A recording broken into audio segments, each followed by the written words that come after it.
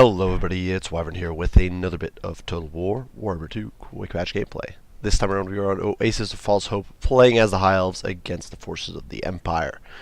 And for this matchup I've been kind of messing around. It's one of those matchups where both armies just have so much variety of units, so much variety of builds, that there's really a lot you have to prepare for, as well as a lot you can do and a lot of experimentation you can mess around with. So what I decided to do this time around is actually risk a dragon against Empire. Often it's kind of not the brightest idea to bring away monsters, because Empire, being a black powder faction, has some of the hardest counters to those. But I figured that with some proper micro, with some proper usage of my archers, I should be able to suppress Empire anti-large counters effectively enough to make a Star Dragon work. So for my comp here, I decided to bring Alariel, the Radiant, good old Everkween. She's flying around on her pigeon, so she's of course pretty solid. She's got fast protection. She's got Shield Stone of Isha for that physical resist, Boon of Isha for the magic damage, and psychological resist, Shield of Safri, all that good stuff. Life Bloom, Star of Avalorn, as well as Stave of Avalorn to get dirt cheap Earthblood down to 4 winds of magic per cast, Tempest to help contest the skies, Arcane and Forging, of course, to melt single targets, all that good stuff. So she's very well kitted out and ready to support the dragon. The dragon itself, well, it's a Star Dragon, not much to say there. On the ground, 2 nobles, one of whom does have the Sacred Incense. For those of you who don't know, Sacred Incense is a plus 12% missile resist, which I think is pretty valuable. Against Empire, which can often have heavy cannon play or handgun play, the fact that your nobles are reducing that damage by a further 12%, dropping it down by 27%, it can be significant. It can definitely be nifty, especially if you're getting shot by like a hammer of witches. For my front line here, dirt cheap, 4 units of spearmen just to sort of protect these 3 archers and provide a bit of an anvil, and one of these archers unarmored, 2 light armored, so nothing too fancy there, and we're immediately being forced to advance because my opponent brought heavy artillery presence. Finally, a single unit of Fireborn out here on the flank to provide me with some anti-large, as well as just some heavy shock cav presence. Now for my opponent, he decided to go with a bit of an unconventional build. An largely unbreakable front line, 2 flagellants as well as Sigmar's sons, flanked on either end by high veterancy swordsmen. In the back, 2 great swords. These guys are unshielded, but they can deliver a whooping to a lot of high elf troops. With the exception of Phoenix Guard and Swordmasters, these guys will do a really big number on high elf infantry, and they can definitely hold the line for you. An Amber Wizard who does have Amber Spear, and he's going to try to snipe poor Alariel here in a second. Flock of Doom, as well as Wisdom's Wild Form, and of course his Lord of the Wild trait is Wild Heart. Power Stone, of course, for those ones of magic. Interestingly enough, my opponent, in his effort to go super wide here, the Amber Spear whiffs. Honestly, it's not a good spell to try to snipe lords with. But in his effort to go wide here, my opponent went really cheap on his lord. He brought a General of the Empire with the Rune Fang, Stand Your Ground, Charmed Shield, and Foe Seeker. So definitely a bit of an interesting take on things. You don't really see a General of the Empire very often, much less a General on horseback with no Lore of Life, but it should definitely be interesting. Over here you can see these Knights of the Blazing Sun. My opponent, seeing that he's got the Fireborn over here, is cycling over to this flank to get around my backline, hopefully, and be able to disrupt me. He does have these Silver Bolts here, who are a huge threat, of course, to my Fireborn, and they are backed by double Halberdiers, double Mortar, of course, to disrupt my swishy infantry, and then 2 more Spears in the back. Unfortunately, this comp really doesn't have much in the way of shields, which I think is a bit of a mistake. Usually, if you were going against High Elves, you want at least some shielded infantry, or at least very heavy armor, to soak up that missile fire, because you can almost guarantee there's going to be archers or Sister of Avalorn or Illyrian Reavers or any of those sorts of units. In the meantime, over here, the Fireborn are going to pile into the swordsmen, immediately taking off about a third, maybe close to half of their HP, and just kind of pulling through and doing a lot of hurt here, so being very, very valuable. In the meantime, the General of the Empire, trying to save the Silver Bullets here, is going to dive in against the Star Dragon and Alariel, but of course Alariel is no pushover. She actually has better combat stats than he does, I think, which is pretty brutal stuff, and he's having a horrible time with it. In the meantime, the Archer fire just pouring in, melting these Flagellants, who were, of course, my high priority targets.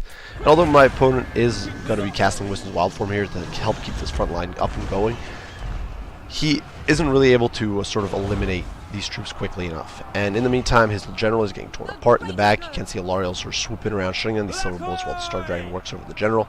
And here, the Knights of the Blazing Sun did try to push into my backline and shut down these archers, but they got intercepted by the Nobles, who are now tag teaming them. And if we watch, you can see the Nobles that are going to be taking it down multiple Knights with every swipe of the halberd, or at least hitting multiple Knights. And you can see there. There he goes, he swings and he knocks like 3 of them off their horses. It's pretty ridiculous how much damage the Nobles can do with their bonus versus large. And they're definitely no pushovers in close quarters. They can definitely do a lot of hurt. You definitely got to be wary of these troops. I also don't think Knights of the Blazing Sunrise is the most competitive in this match. Like I said, their fire damage very weak against Fireborn and Dragon Princes, which you often have to fight against. Regardless, the backline being compromised, the Silver Bullets being shut down, the General completely shattered and fleeing, and now the Fireborn are in, and they're going to dive on top of this Amber Wizard, who is mounted on a horse, which makes him large and makes him a perfect target. These guys do have 18 bonus for large. They've got monstrous damage output, especially against a lightly armored, terrible melee defensive hero like this one. The Ember Wizard really just stands no chance, and he immediately falls apart. Meantime, L'Oreal kind of diving around, trying to shut down these mortars, because the mortars have done a lot of work. You can see the archers falling apart under that sustained barrage. We're going to use a Star of Avalorn here, try to keep these spearmen in the fight, but obviously the front line here is just not, my front line isn't meant to hold. It's not going to win any awards. But regardless, the Ember Wizard in full flight, the Silver Bullets being forced off down to 16 miles. In the meantime, the Archer Fire now focusing in on the Greatswords. The fact that my opponent didn't really bring much in the way of shields is definitely biting him in the rear right now, because a lot of his units are just so vulnerable to that sustained archery fire. Over here, I'm using my Noble to escort the Knights of the Blazing Sun off the field, making sure to pursue them. In the meantime, the Angry Pigeon Lady is actually just going to waddle in here in the midst of all these full arms. You might think this is suicidal or stupid, but the main plan here was to get this lovely, lovely dragon to get a nice breath attack. And you can see with this perfect blob here, we're going to have a nice area to cast on and hopefully get some decent damage. You can see it's pivoting. Look at that beautiful as he gases on fire on these fools, and immediately huge damage done. The dragon up to 74 kills and 2 chevrons. He's just been doing huge amounts of work. Anytime the Noble over here diving in against the Silver Bull, it's going to be able to rout them off very quickly.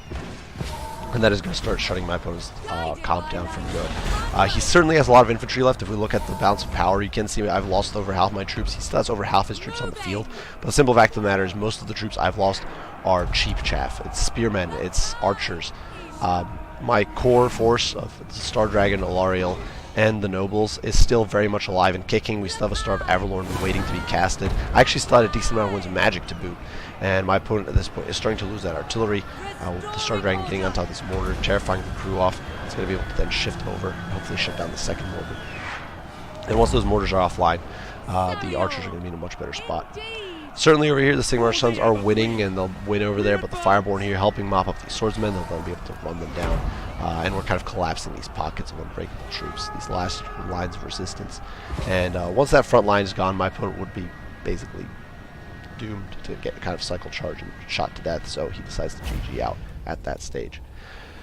Now, a few things. I definitely think a dragon is viable against that. People often say you can't bring monsters against Empire, and you definitely can. You just have to know what you're doing, and you just have to build around it. You just have to try to make it work. With Fireborn, the Nobles, Alariel, you've got a lot of healing support, you've got a lot of mobility, you've got a lot of agility, a lot of ability to get into backlines and compromise them.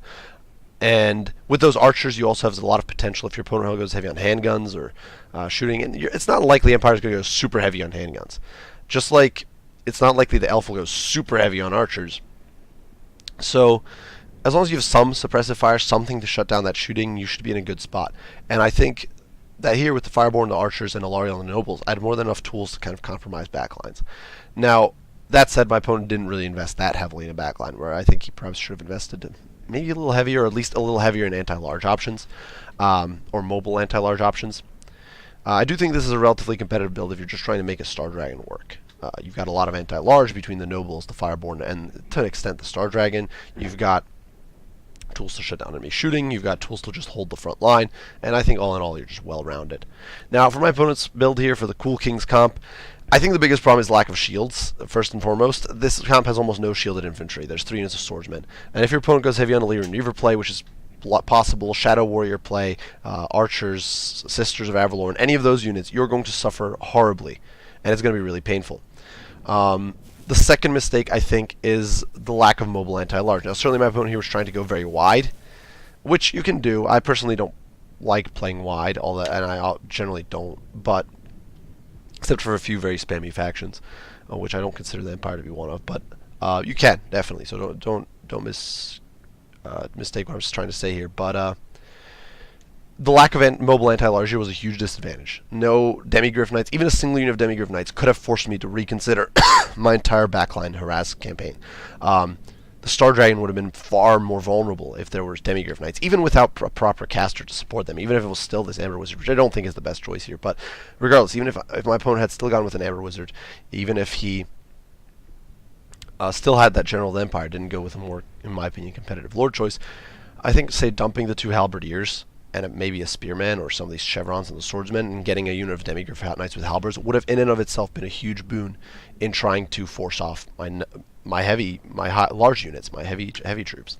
The simple fact was that the only real counter he had to large was the silver bullets. Like, pole arms are great and all, but they're not going to be able to shut down that cav. They're not going to be able to prevent it from cycle charging you or the big units from pulling through your troops. Knights of the Blazing Sun cannot at all fight Fireborn. That's why I suggest going with Reiksguard in this matchup, or Empire Knights or Demigryphs. Don't bother with Knights of the Blazing Sun. For example, I often emphasize that you can run Peasant Bowmen against High Elves with fire arrows, because the targets you're going to be shooting with them are not going to be targets where that fire resistance matters. But when you very much might be forced to fight some Dragon Princes, the fact that your Knights of the Blazing Sun literally do almost no damage is a huge problem. So that's why I suggest Reiksguard. Regardless, that's sort of my 2 cents here, and I do apologize if that was a little ranty, but yeah, that's my 2 cents on the matter. And yeah, good game to my opponent. I do hope you guys enjoyed the video. Hope you found it entertaining to see some high elf play. If you did, be sure to leave a like and subscribe down below to keep up with additional content. If you have any comments, any criticism, as usual, do not hesitate to post them down below, any requests or any of that sort of stuff, and I'll do my best to respond as soon as I can. As usual, I thank you all for watching, and I will see you all in the next one. Wyvern out.